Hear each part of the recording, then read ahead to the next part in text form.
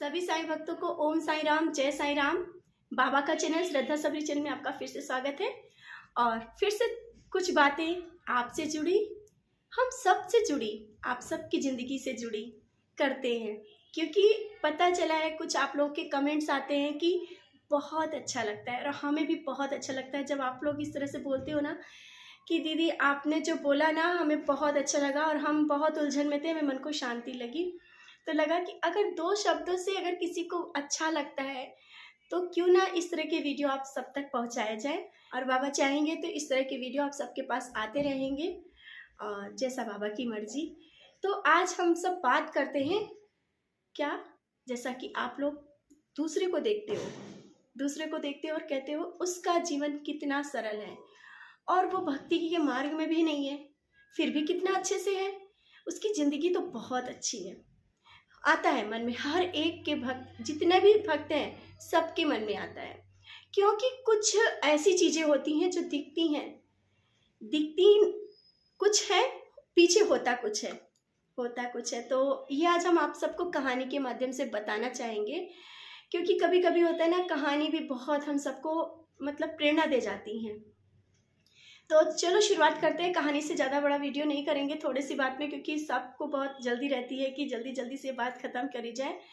तो हम सब अपनी अपनी ज़िंदगी में बहुत परेशान रहते हैं, बहुत कुछ ना सुबह से शाम तक के लगी रहती है, और दूसरे को देख करके लगता अरे वाह, उसकी ज़िंदगी बहुत अच्छी है, मेरी ज़िंदगी कैसी। हम तो सुबह से शाम तक की पूजा करते हैं, फिर भी हमारी ज़िंदगी कितनी कष्टों भरी है। कुछ भी मिलता है तो बहुत बहुत हमें बाबा से मांगने के बाद मिलता है, लेकिन उसको तो बिना मांगे ही मिल जाता है। शुरुआत करते हैं फूलों से, जो कि कुछ फूल होते हैं बाबा के माला में गुथे हुए होते हैं, और कुछ फूल होते हैं जो ऐसे ही उछाल करके दिए जाते हैं, चढ़ाए जाते हैं। 2 फूलों में अंतर बहुत है। और ये कहानी है 2 फूलों की, जो कि एक ही पेड़ से टूटे हुए होते हैं। जब माली तोड़ के लाता है ना, एक डलिया में रख करके लेके आता है, दोनों फूल आपस में बात कर रहे होते हैं, कहते हैं अरे हम लोग देखो एक साथ तोड़े गए हैं, चलो देखते हैं किसकी कैसी किस्मत है। ठीक है ना। शुरुआत करते हैं यहीं से, क्योंकि हम सब बाबा के बच्चे हैं, और एक ही डाल के सब बच्चे एक ही बाबा से जुड़े हुए थे, एक ही डाल से, अलग अलग हम लोग भले ही बिखरे हुए, लेकिन सब एक ही हैं। तो वहां से शुरू होती है कहानी।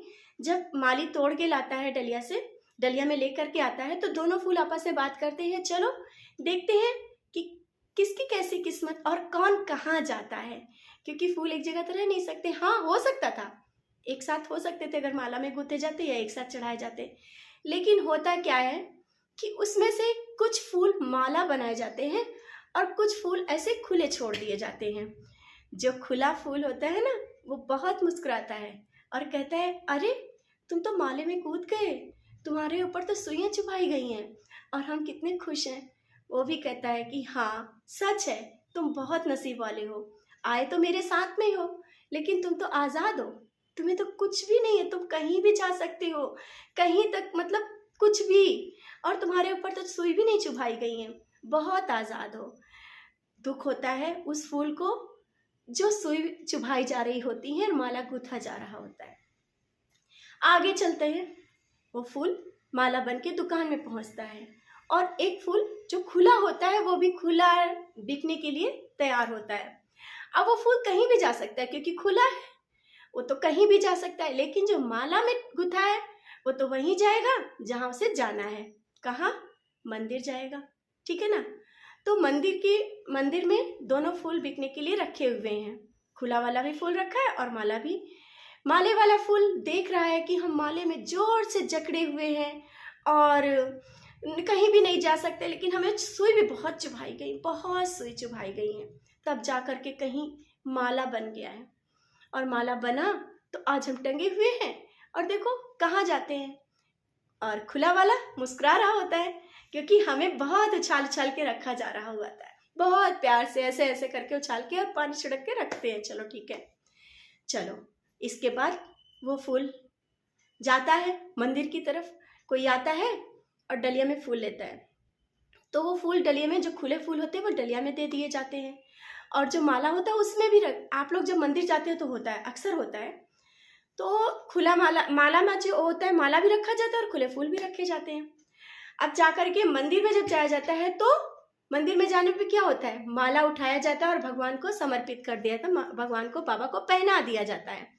बाबा को पहना दिया गया वो माला, और माला तो पहुंच गया बाबा के गले में, सज गया जा करके। और जो खुले हुए फूल थे, खुले हुए फूल जा रहे हैं, आगे तक जा रहे हैं, और किसी का धक्का लगा और वो नीचे बिखर गए।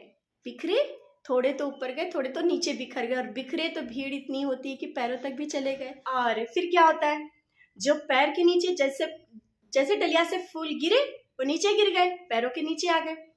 अब बताओ, वो नीचे गिरे हुए फूल तो चढ़ाए नहीं जाएंगे, अब वो फूल तो बेकार हो गए। आजाद थे ना, इसीलिए तो बेकार हो गए। और वो जो फूल होते हैं वो जो खुले फूल होते हैं वो नीचे गिर जाते हैं, और उठा करके वो डस्टबिन में डाल दिए जाते हैं। अब देखिए, एक साथ आए लेकिन एक कहाँ गया और एक कहाँ गया, और वो फूल जो है ना वो डस्टबिन में चले गए। इसके बाद जो माला में गुथा हुआ फूल होता है वो देख के अफसोस कर रहा होता है उस फूल के लिए कि ये तो बहुत मुस्कुरा रहा था, ये तो बहुत आजाद था, लेकिन आज इसके साथ क्या हुआ। लेकिन खुद पे देख रहा था कि उस समय मेरे ऊपर जब सुइयां चुभाई जा रही थी तब हमें दर्द हो रहा था, बहुत दर्द हो रहा था। लेकिन आज हम कहाँ हैं, सुई तो चुभाई गई, बहुत चुभी मेरे ऊपर, सुई चुभा के माला बना है, लेकिन आज हम बाबा के या अपने इष्ट के गले में हैं, जो कि कितना सजो के रखा जाता है। अगर ये गले का माला अगर किसी को दिया भी जाएगा वो भी बहुत संभाल के रखेगा। और वो फूल जो आज़ाद था, वो खिला हुआ फूल भी डस्टबिन में जला गया, क्योंकि वो आज़ाद था, नीचे गिरा, पैर पे पड़ा, वो भगवान को नहीं चढ़ाया जा सकता और वो हटा दिया गया। तो कहानी के माध्यम से आप सब ने समझा, थोड़ा तो समझ ही गए होंगे।